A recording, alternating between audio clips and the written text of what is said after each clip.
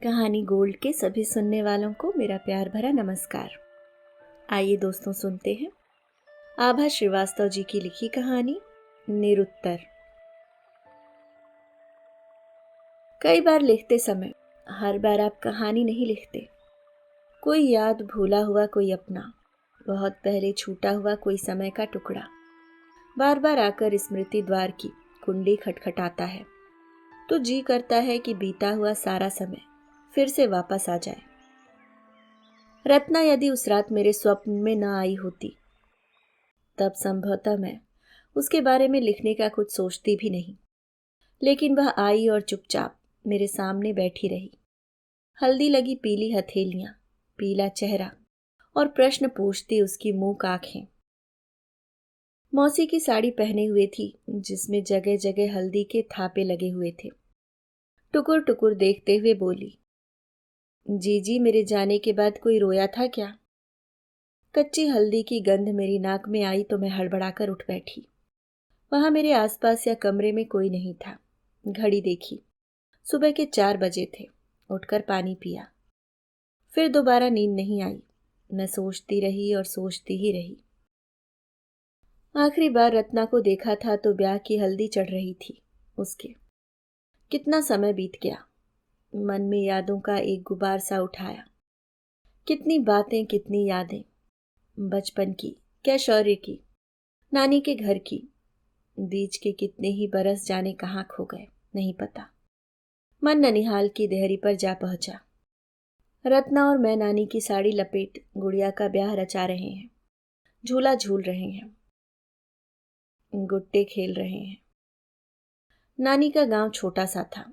घर से लगा हुआ आमों का बगीचा भी था जिसमें हमारे आने पर झूले डाल दिए जाते थे। झूले की पींगे और कच्ची अमिया का स्वाद आज भी नहीं भूलता। नानी के घर से लौटना दुख देता था। पूरे बरस की प्रतीक्षा के बाद गर्मी की छुट्टियां आती थीं। मैं अपने घर की अकेली थी, सो नानी के घर मौसेरे भाई बहनों के साथ खेलने में बड़ा आनंद आता था। मौसी की बेटी रत्ना तो जैसे मेरी सखी ही थी। मैं उससे एक ही बरस बड़ी थी। साल भर के खट्टे मीठे किस्से अपनी यादों की पोटली में भरकर रखे रहते थे हम दोनों। ननिहाल की छत पर सोते समय तारों को देखते हुए हम दोनों धीरे धीरे बतियाते थे। मैं अंग्रेजी माध्यम से पढ़ने वाली, बड़े शहर में रहने वाली, मम्मी पापा की इकलौती दुलारी थी, जबकि रत्ना सरकारी स्कूल में पढ़ने वाली, 4 भाई बहनों में सबसे बड़ी, छोटे शहर की। रत्ना के स्वभाव में स्थिरता और गंभीरता समय से पहले ही आ गई थी। हम लोग जब भी गांव जाते मम्मी मेरे पहने उतरे पुराने कपड़े, जूते सैंडल की पोटली बांध कर ले जाती कि रत्ना या उसकी बहनें पहन लेंगी। काफी दिनों तक यह सिलसिला चलता रहा। फिर एक बार मौसी ने ही मना किया मम्मी को तो मुझे थोड़ा बुरा लगा, किंतु जल्दी ही मैं समझ गई कि रत्ना कितनी स्वाभिमानी है। नानी का व्यवहार पापा के लिए अलग रहता और मौसा जी के लिए अलग। यही स्थिति कमोबेश मेरे और रत्ना के प्रति रहती। धीरे धीरे मौसी नानी के घर अकेले ही आने लगी। इस अकेले आने के पीछे मौसी के बच्चों और मौसा जी के प्रति नानी की उपेक्षा थी, अथवा बच्चों के टिकट के खर्चे या पढ़ाई का हर्जा, मैं नहीं समझ पाई। फिर धीरे धीरे मेरा भी ननिहाल जाना कम हो गया और एक दिन नानी के न रहने पर ननिहाल ही समाप्त हो गया। हाँ, मेरा और रत्ना का पत्र व्यवहार और फोन बराबर चलता रहा। हमारी और मौसी की आर्थिक स्थिति में जमीन आसमान का अंतर था। नाना जी ने अपनी हैसियत के हिसाब से ब्याह तो दोनों बेटियों को एक ही स्तर पर था, पर पापा ने नौकरी छोड़कर बिजनेस आरंभ किया तो वो चल निकला और हमारे परिवार पर लक्ष्मी की कृपा बरसने लगी। फिर मैं उनकी इकलौती बेटी, न चाहने पर भी इकलौती ही बनी रह गई, क्योंकि मेरा दूसरा भाई बहन यदि आता तो मम्मी की जान को खतरा हो सकता था। दूसरी तरफ मौसा जी के घर बेटे के लोभ में 3 बेटियां हो गई थी। तब जाकर चंदन महाशय प्रकट हुए थे। आमदनी और बड़े परिवार के कारण मौसा जी के घर की अर्थव्यवस्था हमेशा संकट में रहती थी। नानी के पक्षपात के कारण पापा और मौसा जी में बहुत पहले से ही शीत युद्ध चलता आ रहा था, जिसका परिणाम था कि न तो पापा कभी मौसा जी के घर जाते और न ही मौसा जी कभी हमारे घर आते। हाँ, मम्मी और मौसी के अटूट प्रेम में कभी कोई अंतर नहीं आया। जिस बरस मैंने एमए किया उस साल अनायास मौसी की याद हो आई थी। कितना समय हो गया था मौसी से मिले हुए। उस बार मैं और मम्मी ट्रेन से लखनऊ मौसी के पास आ गए। मौसी तो हमें देखकर बावरी सी हो गई। प्रसन्न तो मौसा जी भी लगे, पर उनकी प्रसन्नता के पीछे छिपी चिंता की लकीरों को मैंने स्पष्ट भाप लिया। रत्ना, रश्मि, रोली और चंदन सभी बड़े हो गए थे। सयानी बेटियों के पिता को कितनी चिंता सताती है, इसका अनुभव शायद उस समय उतनी गहराई से मैं महसूस नहीं कर पाई थी। अगले दिन सुबह चाय पीते समय मौसा जी ने पूछ ही लिया, बिटिया अब एमए के बाद क्या करना है, सोचा है कुछ? स्पष्ट था कि उनका इरादा घुमा फिरा कर मेरे ब्याह के विषय में पूछने का था। अभी तक मेरे घर में मेरी शादी की चर्चा आरंभ नहीं हुई थी, सो चट से बोल पड़ी, अभी तो रिसर्च करनी है मौसा जी, साथ ही प्रशासनिक सेवा की तैयारी भी करती रहूंगी। शायद भाग्य साथ दे जाए, अन्यथा पीएचडी पूरी कर नाम के आगे डॉक्टर तो लगा ही लूंगी। जिया, तुम्हारी तो एक ही बेटी है, सो एमए कराओ, डबल एमए कराओ या पीएचडी, ब्याह तो जब चाहे निपटा कर गंगा नहा लोगी। हमसे पूछो, 3-3 छाती पर सवार खून पीने बैठी हैं। चंदन जब तक बड़ा होगा हम तो कंगाल हो चुके होंगे। मौसी ने एक ठंडी सांस लेकर अपने उद्गार व्यक्त कर ही दिए थे। मैंने देखा गुसलखाने से नहाकर निकलती रत्ना के चेहरे पर उदासी की एक लहर आकर चली गई। उसने ऐसा प्रकट किया मानो उसने खुद सुना ही नहीं। गुस्सा तो बहुत आया। जी में आया कह दूं कि पैदा भी तो तुम्ही ने किया था मौसी, तो अब को उसका है रही हो। किंतु उस समय ये सब कहने की उम्र नहीं थी मेरी। हाँ, मम्मी ने बात संभाल ली। छोटी, ऐसा नहीं कहते, बेटियां भी अपना भाग्य लेकर आती हैं। हीरे की कनी सी हैं तेरी बेटियां, देखना चटपट निबट जाएंगी, पता भी नहीं चलेगा। तभी मौसी व मौसा जी ने बताया कि वे लोग रत्ना के ब्याह के लिए कितने चिंतित हैं। हर बार बात दहेज और लेन देन पर आकर अटक जाती थी। रत्ना मौसी की दुलारी तो कभी न थी, कैसे होती। पीठ पीछे भाई लाने के बजाय 2-2 बहनें लाई थी। बचपन में नानी के घर में रत्ना के प्रति उनके अपशब्दों को सुनकर मैं दुखी हो जाती थी। ना समझी की उम्र थी, पर आज समझ आता है कि आम मध्यम वर्गीय परिवारों में हमेशा से बेटियों की उपेक्षा होती है। लेकिन वही मौसी मुझसे कैसे इतना दुलार करती थी, ये बात भी उस समय मेरी समझ से परे थी। बचपन में मैं देखती थी कि उस नन्ही सी उम्र में भी रत्ना बेहद गंभीर और समझदार हो चुकी थी। जिस समय मैं अपने हर काम के लिए मम्मी को पुकारती, रत्ना अपने छोटे भाई बहनों को संभालती थी, उन्हें समेट कर रखती थी। मौसी और नानी के कितने ही कामकाज बिना कहे ही कर देती थी। यहाँ तक कि 12 बरस की उम्र में वह बिना भिन के अपने 1.5 बरस छोटे भाई की पॉटी भी साफ कर देती थी, जबकि मौसी मम्मी और नानी के साथ गप्पे मारा करती थी। उस दिन मौसा जी ने बताया कि बड़ी मुश्किल से बात यहाँ तक पहुंची है। लड़के वालों ने कहा, सब ठीक है, आपके बजट से हम संतुष्ट हैं, अपनी हैसियत के हिसाब से आप जो देना चाहते हैं लिस्ट बनाकर हम दे दें, कमी बेश पूरी होती रहेगी। मौसी मौसा जी कुछ असमंजस में थे, लेकिन मम्मी ने कहा, इस रिश्ते को हाथ से न जाने दे छोटी, हो सकता है रत्ना की फोटो देखकर ही उन्होंने यह निर्णय लिया हो। मम्मी संतुष्ट थी कि उनके सामने ही रत्ना का ब्याह तय हो गया। सच में दोनों बहनों की आर्थिक स्थिति में जमीन आसमान का अंतर था, लेकिन प्यार निस्वार्थ था। मम्मी के अचानक आ जाने से मौसी को संबल ही मिला था। रत्ना का होने वाला पति सरकारी नौकरी में जूनियर इंजीनियर था। मौसा जी संतुष्ट थे। उनके अनुसार कल को लड़का सीनियर पोजीशन पर जाएगा, दरवाजे पर सरकारी गाड़ी खड़ी रहेगी, नौकर चाकर, रुपया पैसा रुतबा सब होगा, तब रत्ना ही राज करेगी। इस दौरान रत्ना की जड़ता में भाप चुकी थी, अनमनी सी थी वो, कोई उमंग कोई रौनक उसके चेहरे पर न थी। रहा नहीं गया मुझसे, एकांत पाते ही मैंने उसे घेर लिया। रत्ना, मुझे नहीं बताओगी कि तुम इतनी उदास क्यों हो? नहीं जीजी, ऐसा तो कुछ भी नहीं, वह आंखें चुराते हुए बोल पड़ी। लेकिन मैं समझ गई कि उसकी आंखें उसके बोलों से चुगली कर रही हैं। मैंने भी सब्र किया कि आज नहीं तो कल रत्ना कुछ तो बताएगी। उधर मौसी मम्मी को दहेज के सामान की लिस्ट दिखा रही थी। था तो सब मौसी के बजट में ही। थोड़ी बहुत कमोबेशी की गुंजाइश रखी गई थी। मौसी की गृहस्थी में बड़ी जोड़ तोड़ थी। 4 बच्चों के परिवार में हर महीने बचत की गुंजाइश न के बराबर रहती थी। लेकिन मौसा जी से छिपाकर कुछ मदद का आश्वासन मम्मी ने दिया और कुछ मौसी की इंदौर वाली ननद ने। थोड़ा बहुत मौसी मौसा जी ने जोड़ा हुआ था तो लगा रत्ना पार हो जाएगी। हम लोग मौसी के घर से वापस लौट आए थे। रत्ना के ब्याह का हौसला मुझे भी था। 2 महीने बाद ही शादी की तारीख पक्की हुई थी। मैंने भी हर रस्म के लिए कपड़े बनवा लिए थे। ब्याह में कुछ ही दिन शेष थे कि अचानक मौसी का ट्रंक कॉल आया। जी आप फौरन आ जाओ, ब्याह की खास चर्चा करनी है। बस अगली गाड़ी पकड़कर हम लोग लखनऊ के लिए चल दिए। यहाँ आकर पता चला कि अचानक ही वर के पिता का पत्र आ गया है। उन्होंने बड़े स्नेह से लिखा था, आपके बजट से मैं संतुष्ट हूँ, किंतु बेटे ने अपने मुंह से 2-3 छिटपुट चीजों के लिए कहा है। उनको भी शामिल कर लेंगे तो उसका मन रह जाएगा। बड़ी आम चीजें हैं। फिर सरकारी नौकरी वाला लड़का ढूंढा है। थोड़ा बहुत आगे पीछे सोचना तो पड़ेगा ना। पत्र पढ़कर सबने सिर पकड़ लिया। वे छोटी मोटी चीजें थीं। एक मारुति कार, एक फ्रिज और 2 तोले की सोने की चेन। ये मांगे मौसी के परिवार पर बिजली की तरह गिरी। लाख रुपए का बजट गड़बड़ा गया था। असल में पिछले दिनों मौसा जी ने बैंक से लोन लेकर मारुति कार खरीदी थी। नित्य ही घर से दफ्तर आने जाने में काफी समय और किराया लगता था।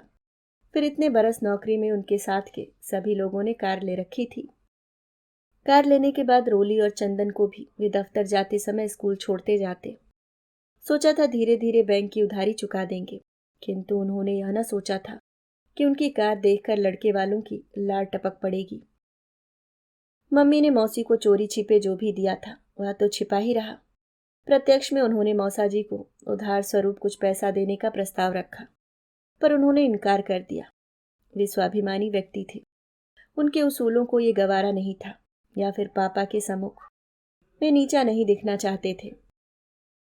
मौसी मौसा जी तथा मम्मी दिन भर जोड़ तोड़ में लगे रहे। हार कर मौसा जी ने मौसी से उनके ब्याह का सेट निकालने की बात कही। उसे बेचकर चेन और फ्रिज तो आ ही जाता। मौसी का चेहरा उतर गया। उनका स्त्री धन आड़े वक्त के लिए था, पर वो आड़ा वक्त इतनी जल्दी आ जाएगा उन्होंने सोचा न था। वे तनाव में आ गई थी। तभी मम्मी ने उन्हें उबार लिया। छोटी फ्रिज मेरी तरफ से रहेगा रत्ना के लिए, तो बाकी देख। मौसी की इंदौर वाली ननद ने चेन के लिए हामी भर दी। सबकी यही कामना थी कि रत्ना का दहेज भले ही कुछ अधिक हो जाए, लेकिन वह सुखी रहे। मौसा जी मारुति के लिए बड़े ही असमंजस में थे। एक मन कहता था कि कार के लिए लड़के वालों से क्षमा मांग ले। दूसरा मन कह रहा था कि कार के पीछे कहीं बिटिया का रिश्ता न टूट जाए। रत्ना जब से बड़ी हुई थी, मौसा जी की देखभाल का जिम्मा उसी ने ले लिया था। सुबह चाय देना, दफ्तर के लिए टिफिन तैयार करना, रात को उनके सिर में तेल लगाना। मानो वो मौसा जी की मां बन गई थी। उनकी ममता बिटिया पर अधिक थी। वे रत्ना को देखते तो समाज के नियमों को कोसते। रत्ना मेधावी थी। अगर उसकी जगह बेटा होता तो क्या वे उसे अफसर न बनाते? वे सोचते रहते लेकिन प्रकट में कुछ नहीं कहते। रत्ना के लिए उन्हें अपनी मारुति का बलिदान देना ही पड़ेगा। जतन से रखी कार 6 महीने बाद भी नई नकोर ही लगती थी। हार कर निर्णय लिया गया कि रत्ना के दहेज में मौसा जी की मारुति दे दी जाएगी। रत्ना के ब्याह के कारण मौसी के घर में भयंकर तनाव और मुद्रा संकट था। एक शाम छत पर सोनी आंखों से आकाश देखती रत्ना को मैंने आड़े हाथों लिया। क्या बात है रत्ना, तेरे मन में कोई और है तो बता। जिंदगी भर रोने से अच्छा है इस ब्याह से इनकार कर दे। रत्ना पहले कुछ देर मुझे टुकुर टुकुर देखती रही, फिर भरभरा कर रो पड़ी। मैं ब्याह नहीं करना चाहती जीजी, अभी और पढ़ना है मुझे। पढ़ लेकर अपने पैरों पर खड़ा होना चाहती हूँ। बाबूजी का सहारा बनना चाहती हूँ। ब्याह की तारीख इम्तिहान से पहले पड़ रही है। फाइनल भी दे पाऊंगी या नहीं पता नहीं। सब ससुराल वालों पर निर्भर है। कैसे कह दूं कि नहीं करना ब्याह? मेरे पीछे 3 भाई बहन और भी तो हैं। यह कैसी शादी है जीजी? मेरे मन में उस अनदेखे अनजाने व्यक्ति के लिए कोई भावना नहीं जगती। माँ पापा का उतरा चेहरा देखती हूँ तो अपनी बेटी होने पर शर्म आती है। मेरे ब्याह की फिक्र में उनका खाना पीना छूट गया है। माँ के जेवर बिकने की नौबत आ गई है। पापा की मारुति मेरे दहेज की बलि चढ़ गई। कैसा ब्याह है ये, कैसा ब्याह है ये जिसमें लुटेरों का सत्कार होता है। इस लूट में मैं भी तो शामिल हूँ। इस लूट का अंत नहीं होगा, मैं जानती हूँ। आज होली, फिर करवा, फिर दीपावली, लूट का सिलसिला चलता ही रहेगा। वह रोती जा रही थी और कहती जा रही थी, अगर मैं लड़का होती तो ये सब ना होता जीजी। पढ़ लिख कर प्रोफेसर बनना चाहती थी मैं। आपको पता है, एमए प्रीवियस में टॉप किया था मैंने। लेकिन लड़कियों की नियति है कि ब्याह ही उनके जीवन का अंतिम सत्य है। मैं भी सबकी तरह रोती पिटती, नाक सुड़कती ससुराल चली जाऊंगी। फिर ऐसे ही 2-3 बच्चों और उनके पिता के साथ मेरा जीवन भी कट ही जाएगा। वह सुबक रही थी। अगर मैं कहूं कि मैं अपने सहपाठी मानव को पसंद करती हूं तो कोई सुनेगा क्या मेरी? मानव अभी बेरोजगार है, उसके साथ मेरा क्या भविष्य होगा? उस दरिद्र युवक का प्यार इतना मजबूत नहीं कि इन कमजोर रीति रिवाजों से टक्कर ले सके। सो इस रिश्ते का तो बस अंत ही भला। ब्याह के हवन कुंड में अपने सपनों की आहुति देकर मुझे उन लुटेरों के घर वधु वेश में जाना ही होगा। मैं स्तब्ध सी उसका चेहरा देख रही थी। वह कितना तनाव झेल रही थी। इधर मम्मी और मौसी की मंत्रणाएं, मौसा जी का हक बकाए सा घूमना, कभी बैंक, कभी राशन गल्ला मंडी, कभी सुनार के यहाँ, तो कभी तंबू कनात वालों के पास। कैसा ब्याह था ये! सबके चेहरों पर तनाव, एक भंवर, एक भयानक चक्रव्यूह था जिसके लपेटे में पूरा परिवार आ गया था। ब्याह की तिथि आते आते काफी व्ययों का इंतजाम हो चुका था। मौसी के घर रिश्तेदारों की भीड़ थी। आंगन में शामियाना लग चुका था। हलवाई ने सबसे पहले विधि विधान से चूल्हे को पूजा, फिर कढ़ाई चढ़ा दी।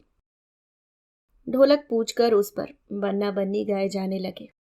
घर का आंगन पकवान बायने की सुगंध से महक रहा था।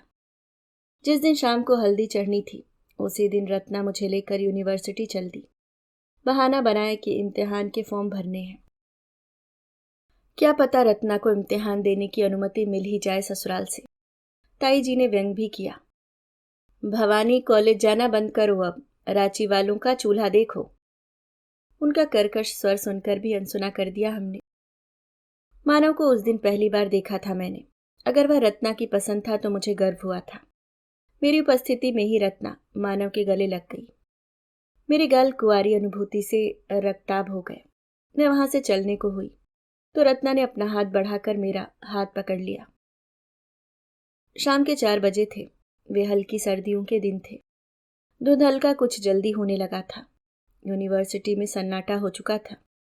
मानव के चेहरे पर एक उदासी ठहर गई थी। खादी का कुर्ता पायजामा पहने वह युवक मुझे बेहद ज़हीन लगा। यदि अनुकूल परिस्थितियां, धन और समय मिलता तो निश्चय ही उसका भविष्य उज्जवल हो सकता था। कुछ देर बाद रत्ना उससे अलग होकर बोली, चलती हूँ। डबडबाई आंखों से वह मानव को देख रही थी। उस सोनी शाम को हम तीनों ही यूनिवर्सिटी कैंपस एक साथ बाहर निकले। रिक्शे पर मैं और रत्ना बैठे तो रत्ना ने एक बार फिर मानव का हाथ कसकर थाम लिया। संभवतः अपने अधूरे प्रणय का अंतिम स्पर्श वह भीतर तक महसूस कर लेना चाहती थी। लेकिन मानव बड़े ही पक्के मन वाला निकला। उस फक्कड़ युवक ने अपना हाथ छुड़ाकर एक बार रत्ना का सिर थपथपाया और मात्र इतना कहा, अलविदा रत्ना। उसके बाद वह पलट कर चल दिया। मुड़कर एक बार भी न देखा। क्या पता उसकी आंखें भी आंसुओं से भर आई हों, जिन्हें वह छुपाना चाह रहा होगा। रिक्शा चल पड़ा। रत्ना नम आंखों से दूर तक अपने छूटे हुए प्यार को जाते हुए देखती रही। मुझे भय था कि कहीं हिचकियों के साथ वह चीख मारकर रोना न आरंभ कर दे। उसका हाथ मेरे हाथ में था और सर्दियों के मौसम में भी तपसा रहा था। रत्ना ने अपनी रुलाई रोक रखी थी। घर पहुंचे तो हल्दी की रस्म की तैयारियां शुरू हो चुकी थी। रत्ना चुपचाप भीतर गई और मौसी की पुरानी साड़ी लपेटकर पीढ़े पर आकर बैठ गई। उसे देखकर लग ही नहीं रहा था कि अभी अभी एक भयंकर तूफान को पार करके वो यहाँ आई है। रिश्ते की चाची, मामी, भाभियों ने विवाह गीत गाने आरंभ कर दिए थे। गीतों की सुरताल पर रत्ना के माथे, कंधे बाह, घुटनों और पैरों पर धीरे धीरे हल्दी के थापे लगने आरंभ हो गए। फिर देखते देखते उसकी पूरी की पूरी काया हल्दी से पीली हो गई। न्योछावर उतारी गई। फिर रत्ना को कोहबर में बिठा दिया गया। मैं उसके साथ ही थी। कुछ ही देर बाद रत्ना को ठंड लगने लगी, इतनी ठंड कि उसके दांत बचने लगे। मैंने मौसी को बुलाया। स्वेटर, शॉल, कंबल, रजाई सब उड़ा दिए गए रत्ना को, पर उसकी कपकपी बंद नहीं हुई। धीरे धीरे बुखार चढ़ाया। शरीर तपने लगा। आंखें लाल होकर कपाल पर चढ़ गईं। थर्मामीटर लगाया गया तो 103 डिग्री बुखार निकला। जो भी दवा बुखार उतारने की घर में उपलब्ध थी रत्ना को दी गई।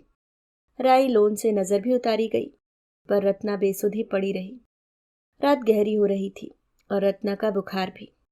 हारकर मौसा जी रात के 11:30 बजे पड़ोस के निगम साहब के घर पहुंचे कि उनके घर से डॉक्टर लहरी को फोन करके बुला लिया जाए। फीस जो भी होगी भुगत ली जाएगी। लेकिन डॉक्टर लहरी ने फोन पर टका सा जवाब दे दिया कि इतनी रात गए उनका मरीज के घर आना संभव नहीं है। कोई और रास्ता नहीं था। मौसा जी वापस आ गए। रत्ना शांत थी, शायद सो गई थी। माथा अभी भी गर्म तवे सा तप रहा था। किसी तरह रात कटी। सुबह सुबह कई दिनों से छुपी पुछी मारुति को चलाकर मौसा जी डॉक्टर लहरी को लेने गए। मैं भी साथ थी। डॉक्टर लहरी बड़े एहसानों से हमारे साथ आने को तैयार हुए। हम लोग उन्हें लेकर कोहबर में पहुंचे। रत्ना करवट लिए सो रही थी। ओढ़ी गई रजाई का सफेद कवर ऊपर से पीला पड़ गया था। डॉक्टर लहरी ने रत्ना की नब्ज देखी और पट्ट से हाथ छोड़ दिया उसका। सब कुछ समाप्त हो गया सर। आप लोगों ने ध्यान नहीं दिया। रात को किसी समय बुखार काफी तेज हो गया होगा, तभी ऐसा हुआ। बेटिया तो गई आपकी। डॉक्टर लहरी ने रत्ना का मुंह ढक दिया। मेरी होम विजिट की फीस? हाँ, फीस तो देनी ही थी और उन्हें घर छोड़कर भी आना था। यह मौसा जी की विवशता थी। इधर घर में रोना पीटना मच गया। अनायास मौसी का करुण क्रंदन मेरे कानों में पड़ा। मेरी लाडो कहाँ चली गई रे? अभी तो उसका ब्याह होना था, कन्यादान होना था। भगवान, उसकी जगह मुझे क्यों नहीं उठा लिया? क्या सच में मौसी को रत्ना के चले जाने का दुख था? ब्याह में आए रिश्तेदारों का मन मायूस हो गया था। जो घर कल तक ब्याह के गीतों से गूंज रहा था, आज वहां मरघट सा सन्नाटा छाया था। रत्ना की अंतिम विदाई के लिए मौसी ने भावुक होकर उसके ब्याह का जोड़ा निकाला था, पर दादी ने डपट दिया। रखी रहे इसको, साल 2 साल में दूसरी का नंबर आएगा तब काम आएगा। कुंवारी लड़कियां लाल जोड़े में थोड़ी विदा होती हैं। मौसी ने घबराकर ब्याह का जोड़ा अलमारी में रख दिया। जिस दिन ब्याह होना था उस दिन अर्थी उठ रही थी। मैं देख रही थी। मानव भी आया था। उसे कोई नहीं जानता था। भीड़ में अकेला खड़ा था वो, खोया, उदास, अश्रुपूरित आंखें, मानो वही रत्ना की मृत्यु का उत्तरदायी हो। मैं उससे कुछ कहना चाहती थी, किंतु वो भीड़ में ही कहीं गुम हो गया। रत्ना की विदाई हो चुकी थी। मौसी अब शांत स्थिर भाव से सबको विदा कर रही थी। आने वालों में अंतिम मेहमान मैं और मम्मी रह गए थे। जाने की अंतिम रात मौसी, मम्मी और मैं एक कमरे में सोए थे। मेरी नींद कुछ कच्ची कुछ पक्की हो रही थी। तब मैंने मौसी को कहते हुए सुना, अच्छा हुआ जिया रत्ना चली गई, एक बोझ कम हुआ। ब्याह कर चली जाती तो लड़के वालों को दहेज भरते भरते हमारी कमर ही टूट जाती। इनकी मारुति बच गई, शौक से चलाएंगे। रत्ना का दहेज रश्मि के काम आ जाएगा। सच कहूं जिया, रत्ना के जाने के बाद पता नहीं कैसी तसल्ली महसूस हो रही है। कोख में 9 महीने रखकर पैदा किया है उसे। दिल में कहीं ना कहीं दर्द है। मैं रोना चाह रही हूं, पर इनके चेहरे का सुकून मुझे राहत दे रहा है। कितने दिनों बाद ये चैन की नींद सोए हैं। रोने और सोने की यह कैसी लड़ाई है जिया, मैं समझ नहीं पा रही। मैं हड़बड़ाकर उठ बैठी। मौसी और मम्मी ऐसे बैठी थी मानो सामान्य तौर पर कोई विमर्श मंत्रणा हो रही हो। मैं पानी पीने के लिए रसोई की तरफ गई। मौसा जी के कमरे का द्वार खुला था और उनके निश्चिंत खराटे गूंज रहे थे। रत्ना अब नहीं रही, वह लौट कर आएगी भी नहीं। धीरे धीरे सब उसे भूल गए। मैं भी तो उसे भूल ही गई ना। लेकिन मुझे याद है रत्ना के जाने के बाद उसकी जिम्मेदारियां रश्मि ने संभाल ली थी। मौसी मौसा जी के चेहरे पर दुख की कोई रेखा नहीं थी। रत्ना की दादी तो अंदर ही अंदर खुश लगने लगी थी। मुझे सब कुछ विचित्र लग रहा था। 21 बरसों तक घर से जुड़ी रत्ना का जाना किसी को क्यों नहीं अखरा था। तभी जब अचानक इतने बरसों बाद स्वप्न में वह मुझसे मिलने आई और अपना प्रश्न पूछा तो मैं निरुत्तर थी।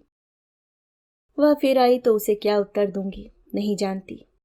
बरसों बरस पुराना कटु सच उससे कैसे कह पाऊंगी। अभी आप सुन रहे थे आभा श्रीवास्तव जी की लिखी कहानी निरुत्तर। उम्मीद करती हूँ दोस्तों कहानी आपको पसंद आई होगी। अगर आप चैनल पे नए हैं तो सब्सक्राइब करना ना भूलें। मिलती हूँ किसी और नई कहानी के साथ। तब तक के लिए मुस्कुराते रहिए। धन्यवाद।